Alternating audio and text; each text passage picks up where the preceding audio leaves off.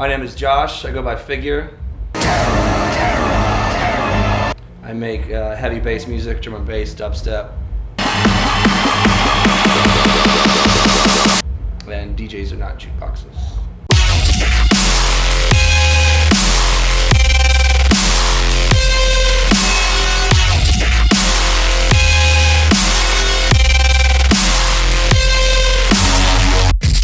Well, I come from a small town in Indiana, Evansville. It's the very southern tip of Indiana. There's no music scene, really. I mean, we all knew like typical hip hop that everyone knew. We knew all the typical like rock and roll and punk and shit like that. But once we started watching skate videos, then I started hearing like more instrumental hip hop and just weird bands I never heard of, or like ambient music, or like artsy hip hop by Anycon and stuff like that. Like all this, it just started really exposing me to it. And the more I would watch these videos, the less I would care about skating. And I was just really getting into the music and just really started experimenting with what I even wanted to make, what I could make. What I had at my fingertips was just the equipment and just a horrible record selection. Like trying to sample songs that were already had samples in them. Like trying to sample current hip hop songs from whatever radio station would send the promos that they didn't want to the secondhand store. So it was just really, it was really tough. But I think that's where I kind of got my weird creative niche, because I didn't have a lot of open influence. I had to really like pull for it.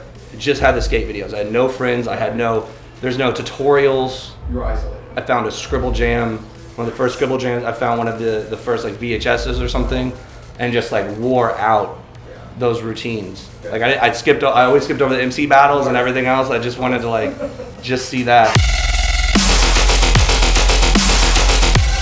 It was at the same time, and I couldn't figure out which one I needed to spend more time on, because I wanted to dedicate myself to one. But I felt like the more I would practice DJing, the better I got at production, because it's just exposing myself to actually integrating with the music and starting to work with it.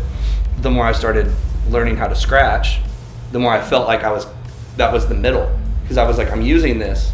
I'm not producing music, but I'm making something with it.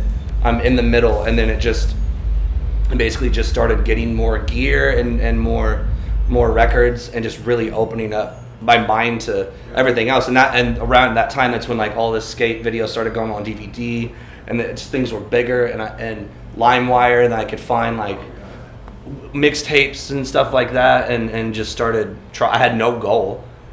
I did find that the beginning parts of DJing were way easier than the beginning parts of production.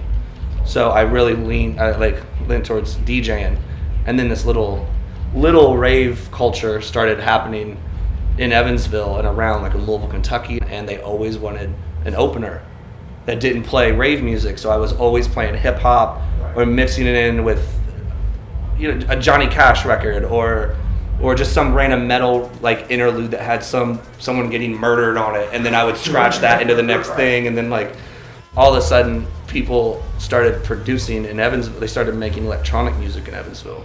So then I started really getting obsessed with both things.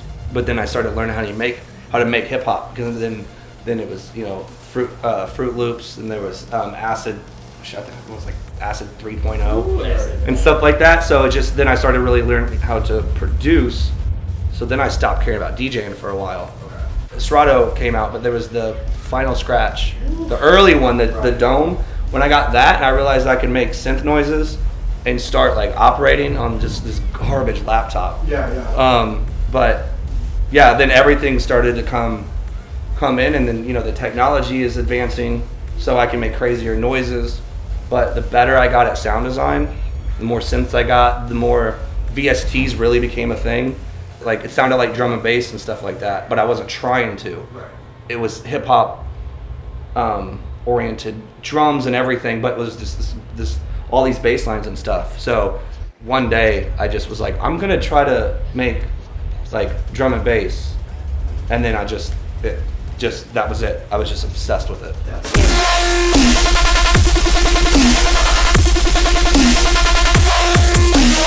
Once I realized I'm going to make electronic music now, never left hip hop behind, right? But I was like, I'll do that when I want. I'm gonna do this. The sampling and the hip hop drums, I didn't realize, and literally until years later, people would bring up what you just said about you could hear the hip hop in it, and I was like, I didn't even think about that.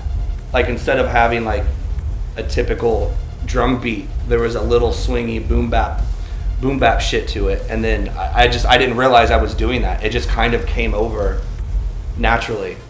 There's a couple shows that I realized that 3/4 of the set was my own music, and it didn't die down, and they didn't know it yet because it didn't come out, and I was like, there's something happening. And the couple of songs that were out that they didn't know, they like flipped out to it, and I never really saw that before on a smaller scale. I only saw it like in big, big shows, but that wasn't a big booking or anything.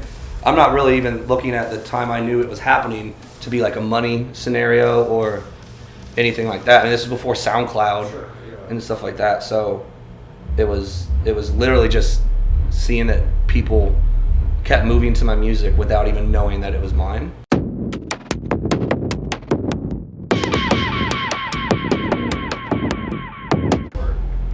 It's just always been there. Yeah. It's always been there.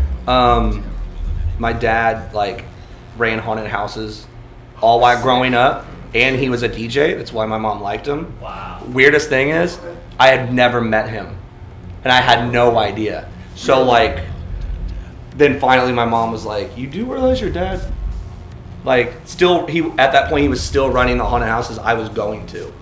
No. And like he just stopped DJing. So one, genetics, I guess, and if you think that's really a thing for a personality thing to get transferred like that. But two, simple shit like I didn't like going outside during the summer. I like to sit in my grandma and grandpa's cold basement and watch whatever VHSs were there, which was literally just like the first Aliens, Beetlejuice, and shit like that. The first Hellraiser, certain things, and I shouldn't have been watching that at that age, but I was just so. I was so into. I hated nice cartoons. Like I hated Doug and all that. It had to be Real Monsters or something like that. Like it had to have that. And then when there was certain stuff, like when Dr. Octagon came out and it had that level to it, I was like, this is the shit. And so through certain things like that, I got so obsessed with things that were really themed, and I wasn't trying to look for a theme. And then if it had one, if it was good, I enjoy it. But I always got wrapped up in something. Music with a theme. Coincidentally, all the noises and shit were really like eerie, and that was the first like creepy song I ever made. And then I sent it to someone, and they were like, "This is something. Go with this. Like this sounds like a vampire. Like this sounds like it somehow you themed the noises to be like that." And then I kept going. I not everything is horror themed, but when it's not, I feel weird about it. Like I feel you're listening to the Misfits sing about like a nice sunny day. Right. Like it's just you're just like, this isn't weird. It's still you, so cool, but. Right.